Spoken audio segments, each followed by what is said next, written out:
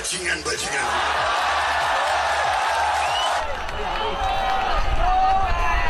Apalagi kau bela-bela asing-asing.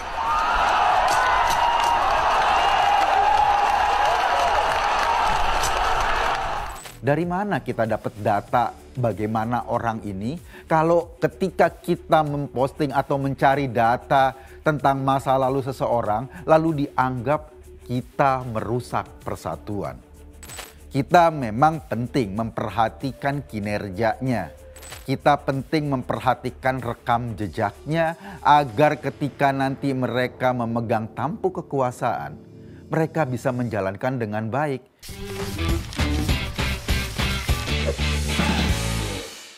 Video barusan itu pernah diposting sama teman gue di media sosialnya. Dia juga posting ke grup WA yang isinya teman-temannya semua. Ketika diposting video itu, salah satu komentarnya atau banyak juga komentarnya yang tiba-tiba ngomong gini. Udah deh, itu kan video lama. Ngapain kita posting-posting video lama untuk menunjukkan bagaimana karakter Prabowo. Itu yang diposting dan kemudian direspon. Lalu ada lagi pesan, sudahlah kita membutuhkan persatuan, yuk mari kita bersatu tanpa harus memposting video-video lama. Ya emang, video barusan itu adalah video yang dibuat atau kejadiannya tahun 2019 lalu.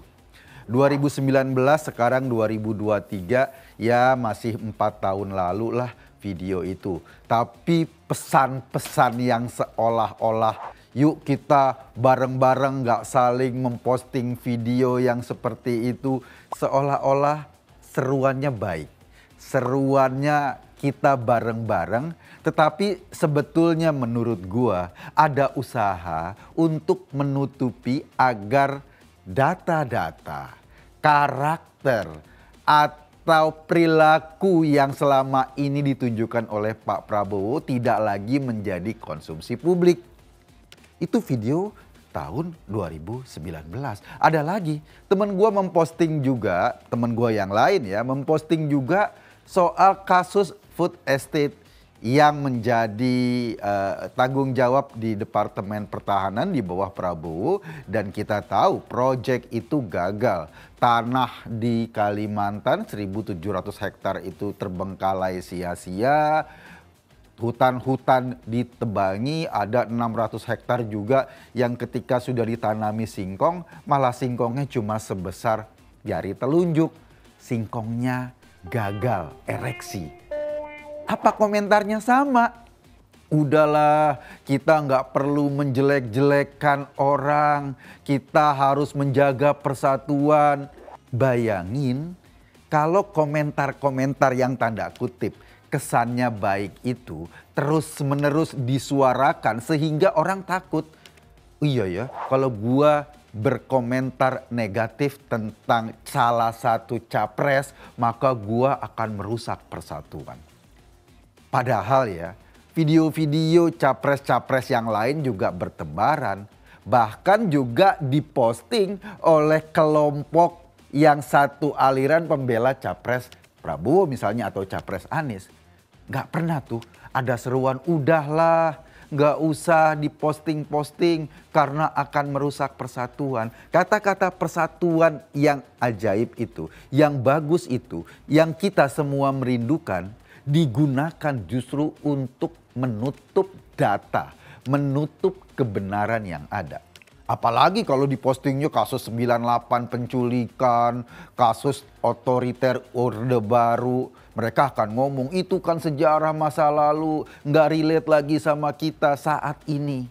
Kata-kata itu digunakan terus menerus dan kita sebagian yang masih punya nurani akhirnya khawatir juga. Iya ya, apa gua ngerusak persatuan ya kalau menjelaskan sisi buruk seorang capres. Sisi buruk orang yang akan memimpin Indonesia ke depan misalnya. Padahal menurut gua, capres itu adalah orang yang punya peluang untuk jadi presiden kita. Untuk memimpin bangsa ini ke depan. Kita memang penting memperhatikan kinerjanya. Kita penting memperhatikan rekam jejaknya agar ketika nanti mereka memegang tampuk kekuasaan, mereka bisa menjalankan dengan baik. Dari mana kita dapat data bagaimana orang ini? Kalau ketika kita memposting atau mencari data tentang masa lalu seseorang, lalu dianggap kita merusak persatuan. Buat saya sih ya, kita mesti rame-rame melihat sisi baik dan sisi buruk. Bukan merusak persatuan, tetapi kita tunjukkan mana pilihan-pilihan kita yang baik. Karena ke depan seorang presiden Indonesia itu di tangannya ada nasib 200 juta orang. Kalau video ini yang tadi tuh di depan diputer, kan kita akhirnya relate dengan apa yang dikatakan Rocky Gerung, bahwa kosakata bajigur, harusnya bajingan tapi kan karena bakal nanti diedit jadi bajigur itu kan sebetulnya bukan kosakata baru yang disampaikan sama Rocky. Pak Prabowo pernah menyampaikan bahkan di forum politik umum di depan publik. Sehingga ketika Rocky ngomong ngatain Pak Jokowi bajingan tolol, itu relate bahwa kata itu bukan pertama kali disemburkan oleh Rocky di ruang publik. Sebelumnya sudah ada seorang capres saat itu ngomong bajingan di ruang publik. Dan itu terjadi belum lama, baru 4 tahun lalu di Pilpres 2019. Lalu ketika kita angkat ini kita bilang sudahlah, jangan lagi angkat-angkat itu. Bro, orang itu hidup sampai sekarang karena dia mengikuti perjalanan sejarahnya. Karena dia tumbuh dari pengalaman-pengalaman. Orang terbentuk sekarang gak tiba-tiba lahir, gak tiba-tiba brojol. Kalau data atau video 4 tahun lalu dianggap sebagai usaha untuk merusak persatuan, sebetulnya capres kita ini orang yang baru lahir di 2023 doang. Masih bayi, masih polos, sehingga kita tidak bisa atau tidak boleh mengungkapkan data-data sebelumnya. Padahal data-data sebelumnya adalah cara kita untuk mengumpulkan informasi dan berdasarkan informasi itu kita ngambil keputusan. Kira-kira siapa yang tepat untuk Indonesia masa depan. Sekarang gembar-gembor persatuan seolah-olah mereka-mereka lah yang paling butuh persatuan Indonesia. Padahal sejarah mencatat bagaimana 2019 terjadi, bagaimana 2014 terjadi, bagaimana juga Pilkada Jakarta terjadi. Semuanya kan ada di lingkaran itu. Orang-orang yang menjadi capres sekarang ada di posisi tengah pada saat terjadinya 2019, menolak hasil pemilu, bikin demo dan bakar-bakaran, orangnya masih sama.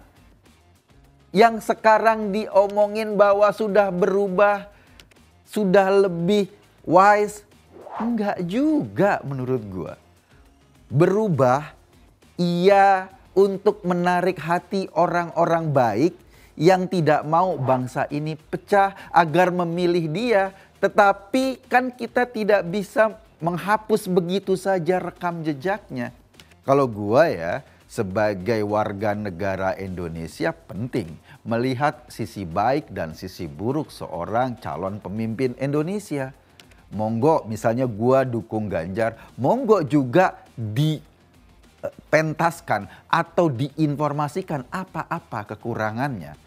Apa-apa kelebihannya, apa-apa yang menjadi ganjalan. Itu bisa menjadi diskursus publik untuk kita bicarakan sehingga kita punya pemimpin yang tepat nanti.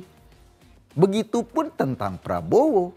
Monggo dibuka mulai dari karir politiknya di zaman Orde Baru sampai sekarang. Begitupun tentang Anies, monggo dibuka mulai dari karir politiknya tahun 2014 mendukung Pak Jokowi, tahun 2016 kemudian menjadi titik pusar di antara demo-demo 212 yang pada akhirnya memenangkan dia sebagai gubernur, atau Pak Prabowo yang pada tahun 2014 dan 2019 sering tidak mengakui hasil pemilu yang membuat dia kalah. Bahkan sampai bakar-bakaran di Jakarta. Begitupun tentang Ganjar. Bagaimana dia di DPR, bagaimana kinerjanya sebagai gubernur Jateng. Itu monggo kita jadikan bahan diskusi publik agar kita dapat pemimpin yang baik. Agar kita dapat pemimpin yang bisa membawa Indonesia ke depan menuju arah yang lebih baik. Kalau sekarang, terutama para pendukung Prabowo, teriak-teriak, sudahlah demi persatuan, janganlah kita bongkar-bongkar video yang terjadi 2019. Janganlah kita bongkar-bongkar data yang bahkan terjadi pada saat dia jadi Menhan karena kegagalan food estate. Atau janganlah kita bongkar-bongkar soal pembelian pesawat bekas dari Qatar 12 triliun. Itu artinya apa? Artinya memang ada yang mau ditutupi dari sejarah salah satu capresnya. Dari sejarah Pak Prabowo mau ditutupi dengan kata-kata yang manis, persatuan, yuk rame-rame. Pada akhirnya kita dibuat tidak kritis. Gua sih merasa kita semua wajib kritis pada semua calon pemimpin kita.